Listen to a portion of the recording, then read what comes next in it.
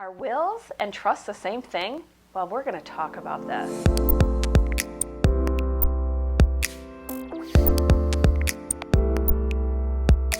Have Heather Bourne here from Delaney & Bourne, and they are an attorney firm that concentrates in elder law. So trusts and wills. Okay, what is the difference? $100,000 question. I know. So in Illinois, a will is a document that sets forth who gets to be in charge of distributing your assets when you pass away and who gets those assets when you pass away. Okay. A lot of people have a misconception that if they pass away without a will, the state of Illinois would take their assets. That's not the case, but the state of Illinois has a law who decides if you don't have a will, who gets your assets, which can often be very different than what you would want. Yeah, because what if I had a family member, I was like, no, I don't want them to have anything, but they're an immediate family member. Yep, under the law, they would probably inherit depending on their kinship to you. Mm-hmm. So a will is a good idea.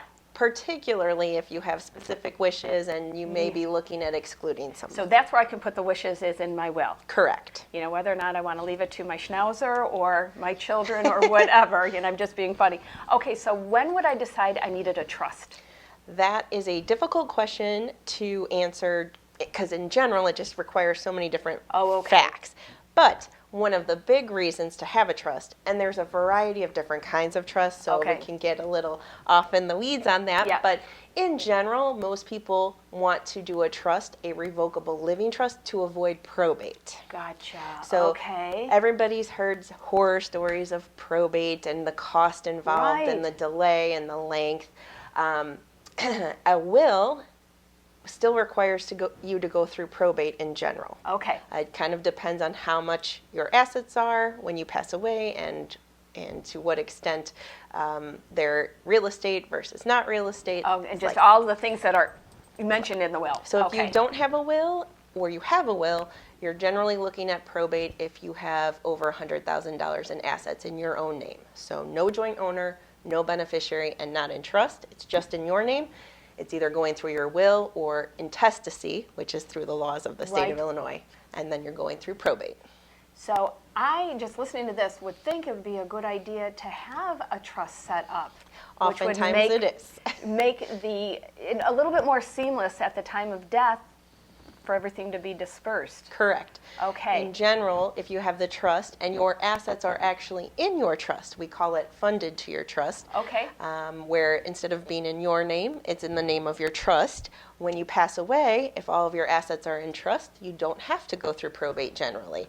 So more of your money goes to the people that you want it to rather than to court costs, attorney's fees, and it can often be a much quicker process. Wow. So when I talk to folks, I always would say when I'm meeting with family, well, trusts are for people that are millionaires. I mean, is there kind of a financial starting point? I always take a comprehensive look at my clients' assets and how things are titled and structured. So, and it also really depends on family situations. If you have someone who's disabled in your family and that's someone you want to leave money to, we're often looking at trusts. If you have minors, we're often looking at more towards trusts.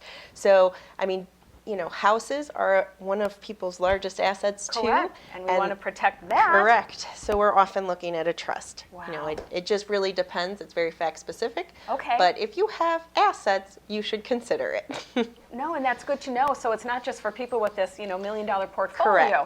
Correct. Someone who said that, I have maybe a modest home in the suburbs here.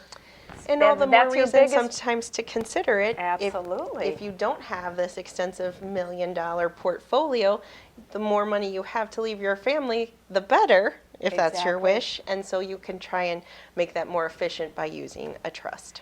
And so having a trust, maybe something was set up, 10, 15 years ago.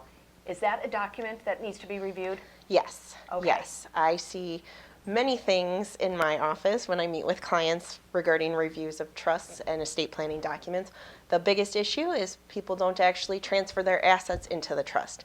And so you may have created this trust, and that's wonderful, but if your assets aren't in it, you may still end up going through probate. So that's one of the biggest things I see. The other thing is sometimes, many years ago, a lot of trusts were done for tax planning purposes when we had a much lower estate tax exemption amount. Things are much different now, and so I have a lot of credit shelter tax, asset protection trusts that come in that really aren't applicable at this point. Not anymore. So another good reason to review these documents, you know. I know I had a situation with a family member had a trust drawn up many years ago, and the attorney that drew it up had passed away. So, I mean, it was like, yes, please seek out, someone who concentrates in elder law and have them review that. So, yeah, I mean, just the importance, again, of bringing all your documents out, having an elder law attorney review that to make sure, basically the T's are crossed and the I's are dotted, because those laws, like you said, change.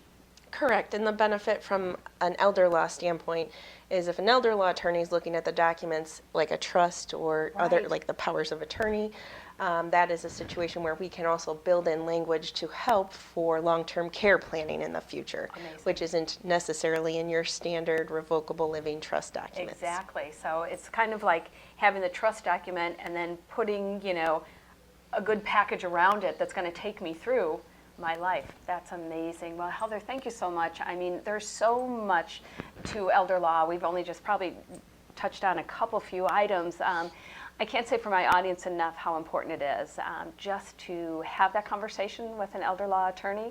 And Heather, where can folks reach you or one of your partners here? They can reach us at www.ddvelderlaw.com or our phone number 708-675-7144. Perfect. Thanks, Heather. Well, thank you all for joining us. Again, Terri Maxeiner from Providence Solutions. Best way to contact us is 708-342-8090.